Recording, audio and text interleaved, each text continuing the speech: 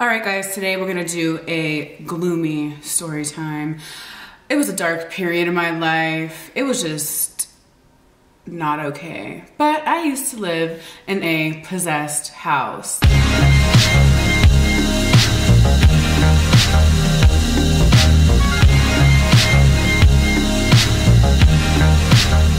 We lived in a house that, for some weird reason, we just didn't realize was right in front of a cemetery. And not just like a little baby ass cemetery. It was like a full grown cemetery. You know, we realized that like a day or two after we moved in. We're like, damn, did you notice that? And I'm like, nah, did you? No? Okay, well, I mean, hey, you know, we're not into any like weird demonic shit, so it shouldn't be, you know, it shouldn't be bad. After I had this one dream, I started to put a lot of things into perspective about like why I would feel a certain type of way, or why certain things would happen, or why I would hear certain things.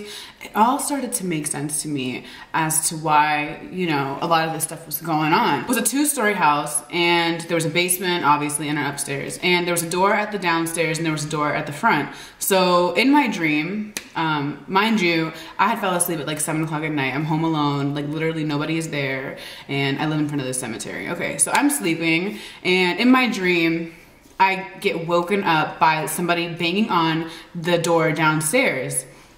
So, you know, I'm thinking that I woke up out of my dream and someone's banging on the door. I go downstairs and I open it and there's like a screen. So I'm looking at this couple on the other side of the screen door, and it's this young black couple. It's a guy and it's a girl. The girl is kind of like standing behind him, and she's just looking kind of scared and kind of like they needed somewhere to go or something. I was thinking maybe they were like runaways or something. I don't know.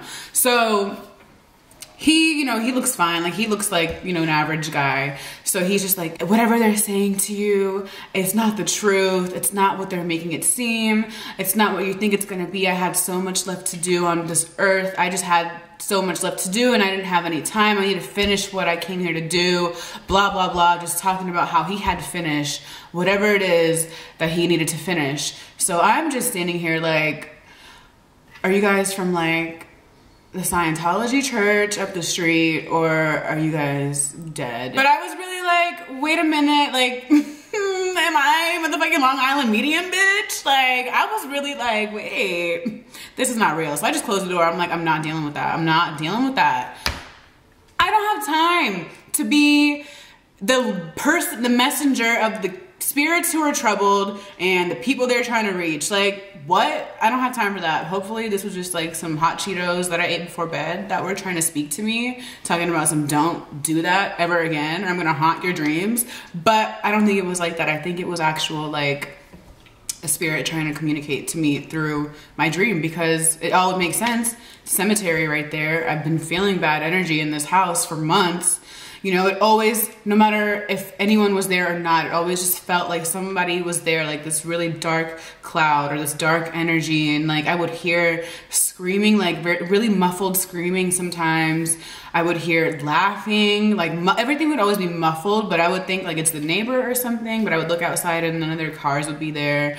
So I know for sure that that house was possessed. Not possessed, but it was definitely like a walkway for the ghost to walk through. They would probably come through and fuck with us whenever they felt like they had nothing else going on.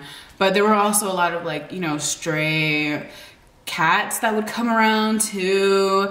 Like, you know, maybe like that was also a spirit in like a cat form trying to tell us to move the hell out of that dark ass house. But anyways, no, it was just like, I'm not the only one out of all the roommates that felt anything weird. Like, we all felt something off, but I feel like we just never wanted to talk about it, because it's just like, who wants to really accept that they're living with demons or ghosts or someone that's just, that can't rest? Like, why would you want to, you know? I cannot imagine how people who are haunted, I feel like there are certain people who are haunted or do have like demons that are like clinged onto them, and they deal with that all the time. I don't know how you guys deal with that. After that happened, I saged my room. I got really into crystals and saging after that, because I was just like, I need something that's gonna buffer all of this off of me while I'm in this house. So I got really into saging. I saged the whole house. I saged my room. I just tried to keep a positive mindset about the house. I tried to just stay positive about everything. You know, I tried to have these like conversations with myself out loud. Like, you know, if that dream was really a spirit, I don't mind talking to them or helping them as long as they're nice to me. You know, I was trying to convince the ghost not to bully me or like give me nightmares. I can't, you know, I'm really scared of shit like that. I can't even go to haunted houses on Halloween. So I can't deal with an actual haunting. Yeah, that was my ghost story. That actually happened last year. That was so creepy. I've never had any other experience with a ghost or a spirit or anything like that, but it was definitely something trying to communicate to me or with me through my dreams. It was scary. It happened. I hope it never happens again. I don't feel like that's something that I need to tap into, or, you know, I don't want to bother anyone. You know, when you die, I feel like you die. And if you didn't get things done, you know, you come back, obviously. But I don't think I'm the one that needs to handle that. I don't. I can barely handle my damn self. Anyways, yes, I hope you guys enjoyed this video. I'm gonna be back with a Swedish 101 next. So I hope you're prepared to learn lite mera svenska. Hej då!